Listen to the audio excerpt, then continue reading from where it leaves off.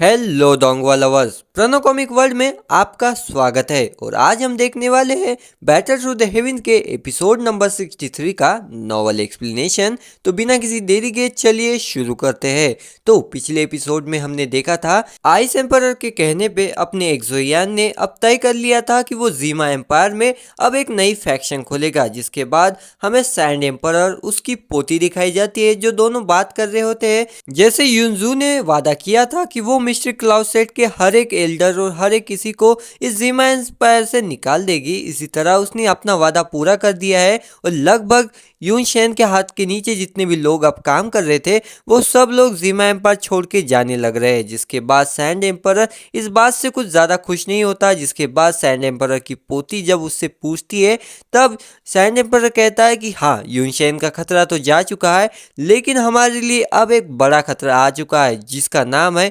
एक्सोयान। जिसके बाद एक्सोयान का नाम सुनते ही सैंड एम्पायर की पोती कहती है कि ये कैसे। जिसके बाद सैंड एम्पायर कहता है कि पिछली बार यूनशेन सबसे ज़्यादा पावरफुल था, इसी वजह से वो अपने अहंकार के चक्कर में सब लोगों को कमज़ोर समझता था, और अब ये अपना एक्सोयान भी सबसे ज़्यादा पावरफुल है और मैं नहीं चाहता कि आगे चल के एक्सोयान भी यूनशेन की तरह हो जाए। जिसके बाद सैंड एम्पायर अपनी पोती को बताता है कि मुझे पता चला है कि एक्सोयान भी अब जीमा एम्पायर के अंदर अपनी एक नई फैक्शन खोलना चाहता है, और अगर उसकी फैक्शन ने आगे चल के यूनशेन की तरह मिस्टर क्लाउसेट का निर्माण करके यही सब किया तो मैं उसे कभी माफ नहीं करूंगा और मैं उससे तब तक लड़ूंगा जब तक मैं मर नहीं जाता। जब बात सुन के सैंड एम्पायर की पोती कहती है कि मुझे एक्सोयान पे भरोसा है कि आगे चल के वो ऐसा कुछ भी नहीं करेगा, और फिलहाल के लिए हमें एक्सोयान का सपोर्ट करना चाहिए उसकी नई फैक्शन खोलने के लिए, क्योंकि एक बार एक्सोयान किसी पे भरोसा कर ले तो बहुत अच्छी तरह से भरोसा करता है, और वही अगर वो किसी का दुश्मन बन जाए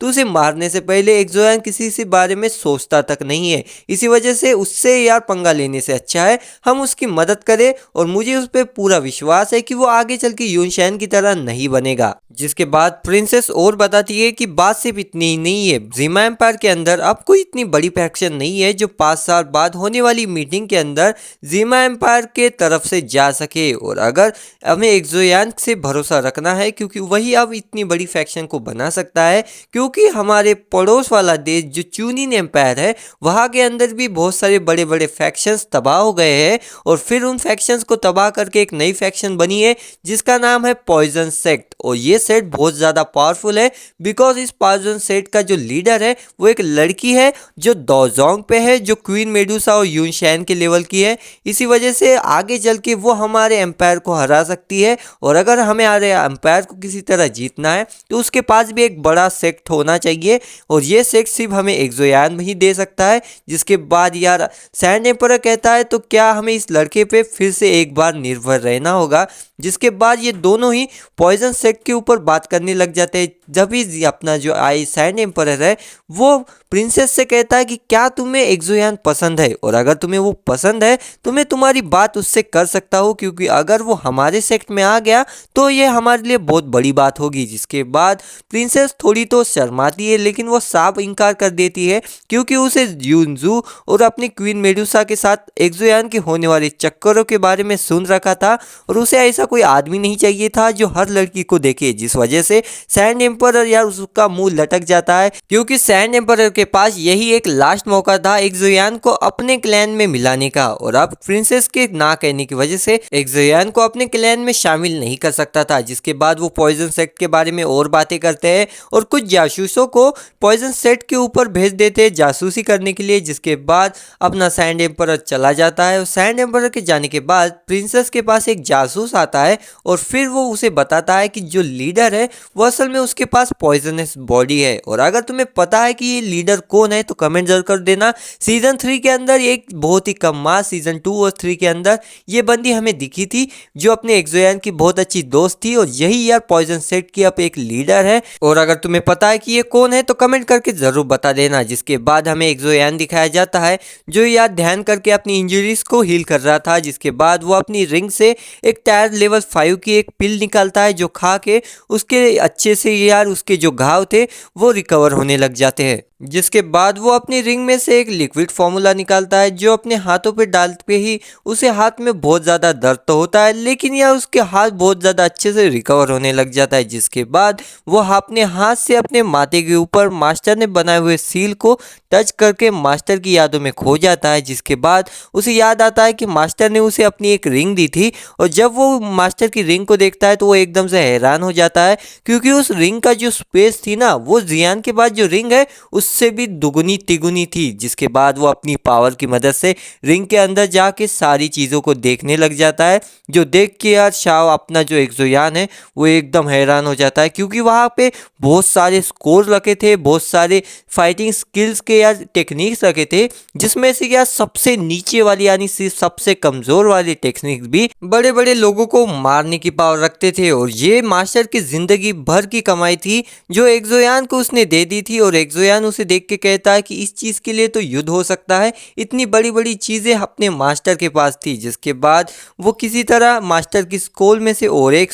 स्कोल निकालता है, जो स्कोल असल में लाइफ ड्यूरिंग पील का फॉर्मूला था उसे ख़त्म करने का, क्योंकि एक्सोयान का जो बड़ा भाई था शाओली उसने लाइफ ड्यूरिंग पील को खा लिया था, और उसकी ज़िंदगी बस 3 साल की बची थी, और 3 साल में से भी अब 2-3 महीने ही बचे थे, और मास्टर ने इसका फॉर्मूला बना दिया था इससे बचने का। जिसके बाद एक्सोयान इस फॉर्मूले को खोलता है, जिसके अंदर मास्टर लिख रहे होते हैं कि इस फॉर्मूले के अंदर तुम्हें 2 चीज़ें करनी होगी। सबसे पहले तुम्हें इन इंग्रेडिएंट्स की मदद से एक पिल बनानी होगी, जिस पिल का नाम है ग्रीन पिल, और ये पिल खाने के बाद कुछ सालों के लिए उसकी लाइफ और ज़्यादा बढ़ जाएगी, 3 से 10 साल बन जाएगी, और इस 10 साल के अंदर उसे डॉ वोंग का ब्रेक थ्रू करना होगा इस लाइफ ड्यूरिंग पिल के असर को पूरी तरह खत्म करने के लिए। जिसके बाद एक्सोयान इस फॉर्मूले को ले लेता है और सोचता है कि आइस एम्परर को जाके वो दे देगा, और सारे मेडिसिनल फार्मूला जब वो आ जाएंगे तब मैं उसके एक पिल बना लूँगा। और अब तक के लिए उसने यार शाओडी को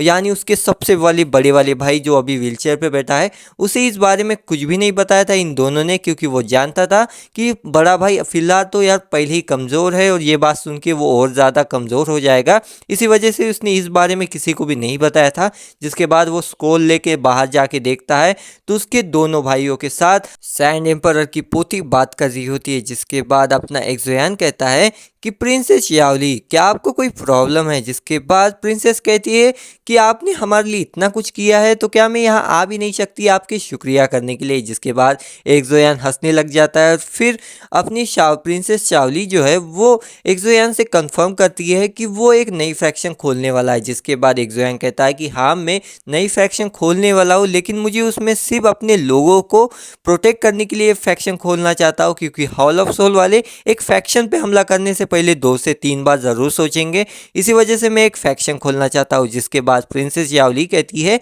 कि हमें फैक्शन खोलने से तो कोई प्रॉब्लम नहीं है, बस भविष्य में आप यूनशैन की तरह बिल्कुल मत कीजिए। जिसके बाद अपना एक्सोयान कहता है कि मैं यूनशैन नहीं हूँ, और जब तक मुझे आपके फैक्शन की तरफ से कोई प्रॉब्लम नहीं होगा मैं आपको कभी तंग भी नहीं करूँगा। जिसके बाद प्रिंसेस हंसने लग जाती है, और फिर वो यार अपने एक्सोयान को बहुत सारे मेडिसिनल पिल्स देती है और कहती है कि आप फैक्शन खोल सकते हैं, हमें इससे कोई भी प्रॉब्लम नहीं है। जिसके बाद वो वहाँ से जाने लग जाती है और मन में सोचती है कि अगर मैंने कभी एक्सोयान से पंगा लिया तो वो हमारी फैक्शन को बस चुटकी बजाती ही खत्म कर देगा, ये वाली चुटकी नहीं ये वाली चुटकी बजा के खत्म कर देगा। जिसके बाद शाओडी कहता है कि अब तुमने जब डिसाइड कर ही लिया एक नए फैक्शन को बनाने का तो हमें इसके लिए 2 सबसे बड़ी चीज़ें चाहिए, एक तो बहुत ज़्यादा पावरफुल लोग और उन 2 बहुत ज़्यादा पावरफुल लोगों को सिखाने के लिए बहुत पावरफुल टेक्निक। जहाँ पे एक्सोयान कहता है कि इन दोनों चीज़ों का आप टेंशन मत लीजिए, लोग तो हमारे पास मिल ही जाएंगे जब मैं सारे के सारे ज़ीमा एम्पायर के जितने भी फैक्शंस है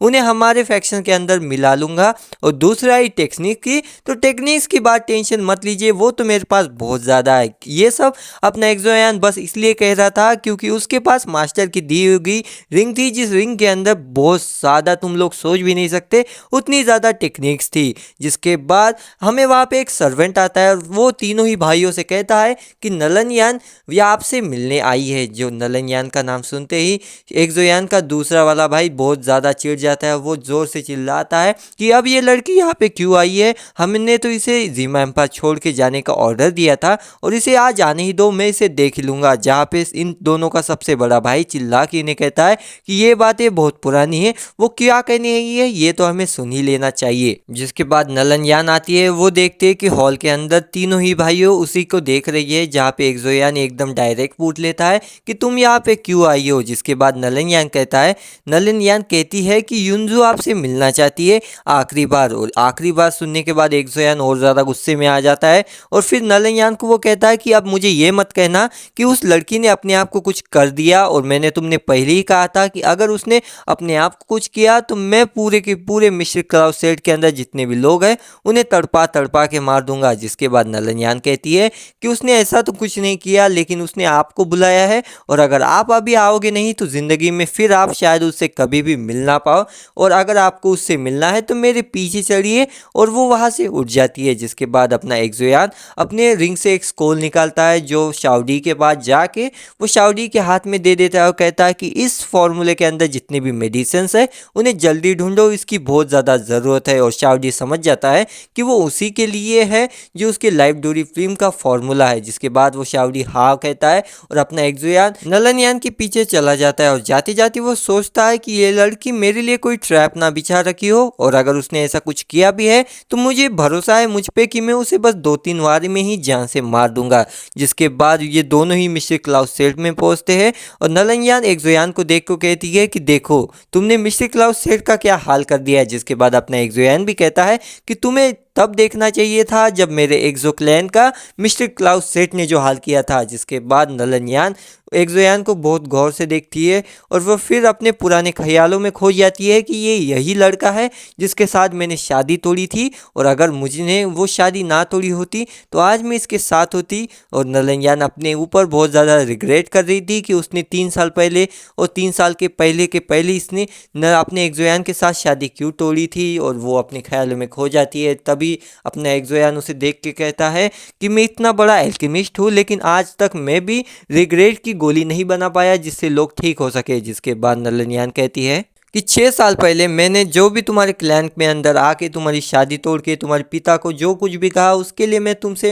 हाथ जोड़ के माफ़ी मांगती हूँ। जिसके बाद नलनयान जो है वो एक्सोयान को एक माउंटेन के पास ले जाती है, और माउंटेन के पास जाने के बाद वो एक्सोयान को कहती है कि इस माउंटेन के पीक पे युनजू है, आप जाके उससे मिल लीजिए। जिसके बाद एक्सोयान युनजू से मिलने के लिए माउंटेन के पीक पे जाता है, और जैसे ही वो युनजू के पास जाता है युनजू एक्सोयान को देख के कहती है कि आखिरकार तुम यहाँ आ ही गए। जिसके बाद अपना एक्सोयान कहता है कि आखिरकार तुम अब जाना कहाँ चाहती हो। जिसके बाद युनजू कहती है कि मैं मिस्टर क्लाउड सेट की अब नई लीडर हूँ, क्योंकि तुमने पुरानी वाली लीडर यानी मेरे मास्टर को मार दिया था, इसी वजह से मुझे अब तुमसे बदला लेना चाहिए। लेकिन तुम भी ये आसानी से जानते हो कि मैं कभी तुम पे हाथ नहीं उठाऊंगी, और मैं इस जीमा एम्पायर के अंदर अब रुक भी नहीं सकती, क्योंकि मैं मिस्टर क्लाउड सेट की लीडर हूँ, और एक लीडर कभी दूसरे लीडर के साथ हाथ नहीं मिला सकता जो उसके खिलाफ गया हो। जिसके बाद एक्सोयान अपने मन में सोचता है कि युनजू बस मेरे साथ इसी वजह से आ नहीं सकती क्योंकि वो अब मिस्टर क्लाउड सेट के लीडर थी, और इस स्टेटस की वजह से वो बस मेरे साथ नहीं आना चाहती। जिसके बाद एक्सोयान कहता है कि मैं एक नई फैक्शन खोलने वाला हूँ, और उस फैक्शन के अंदर तुम जैसी पावरफुल लोगों की मुझे बहुत ज़्यादा ज़रूरत है, प्लीज़ मेरे साथ आ जाओ। जिसके बाद युनजू कहती है कि भविष्य में मैं ज़रूर आऊँगी, फिलहाल के लिए इस दाव के कॉन्टिनेंट में मैं जाना चाहती है। जिसके बाद अपना एक्सोयान कहता है कि दाव की कॉन्टिनेंट वैसे तो बहुत ज़्यादा बड़ा है, लेकिन पावरफुल लोग भी वहाँ पे है जो तुम पे हमला कर सकते हैं। जिसके बाद युनद्रन हंसते हुए कहती है, यानी युनजू हंसते हुए कहती है कि तुम शायद भूल रहे हो डॉ वोंग पे हूँ और मुझसे पंगा कौन ही लेना चाहेगा। जिसके बाद एक्सोयान भी हंसने लग जाता है। जिसके बाद एक्सोयान मौके का फायदा उठा के युनजू को किस कर लेता है, और भाई साहब उन दोनों को किस करता हुआ देख के नलनयान जो यार जेली से फील कर रही थी, जल भून रही थी ना, वो देख के तो मजा आने वाला है। जिसके बाद युनजू जो है वो अपने एक्सोयान को एक ग्रीन कलर की रिंग देती है और कहती है कि मिस्टर क्लाउड सेट ने आज तक जो कुछ भी जमा किया है वो इस रिंग के अंदर है, और मेरे इस रिंग के अंदर जो कुछ भी है वो मेरा तो कुछ काम का नहीं, लेकिन अब तुम एक नई फैक्शन जो खोलने वाले हो तो तुम्हारे लिए ये बहुत ज़्यादा काम आएगा। और भविष्य में मैं जब वापस आऊँगी ज़ेमा एम्पायर में तो मैं तब तुम्हारे फैक्शन में भी आ जाऊँगी। जिसके बाद ये दोनों 3 दिनों तक उसी माउंटेन पे रुकते हैं और 3 दिनों तक उन्होंने क्या किया मुझे तो पता नहीं, अगर तुम्हें पता है तो कमेंट कर देना। जिसके बाद अपना एक्सोयान एक दिन ध्यान कर रहा होता है, तभी युनजू जो है वो एकदम से जाग जाती है और एक्सोयान को उस तरह ध्यान करता हुआ देख के उसे ना बताते हुए सब युनजू को युनरन को लेके वहाँ से चली जाती है। जिसके बाद एक्सोयान होश में आता है और तब वो देखता है कि युनजू वहाँ से जा चुकी है और अपना एक्सोयान मन में ही अपने आप को दिलासा देता है कि भविष्य में कभी ना कभी तो वो वहाँ पे आ ही जाएगी। और फिर वो याद करता है कि युनजू ने उसे पुराने वाले शील्ड का एक टुकड़ा दिया था जो ग्रीन कलर का था और पहले दे दिया था, फिर एक्सोयान ने उसे वापस दे दिया था और अब उसने वापस दे दिया है और यही सब चीज़ें चल ही रही होती है और ये एपिसोड यहीं पे खत्म हो जाता है। अब मैं मिलूंगा तुम्हें नेक्स्ट वीडियो में, तब तक के लिए चैनल को सब्सक्राइब कर दो, वीडियो को लाइक कर दो और अपने BTTH वाले यार दोस्तों को ये वीडियो शेयर भी कर देना। और मैं मिलूंगा तुम्हें नेक्स्ट वीडियो में। और यार मैं इतनी मेहनत से यार वीडियोस तो बना लाऊं, लेकिन यार तुम लोग वीडियो को लाइक नहीं कर रहे हो तो लाइक कर देना और यार कमेंट कर दो तुम्हें ये वीडियो कैसे लगा। और मिलते हैं नेक्स्ट वीडियो में, तब तक के लिए बाय बाय।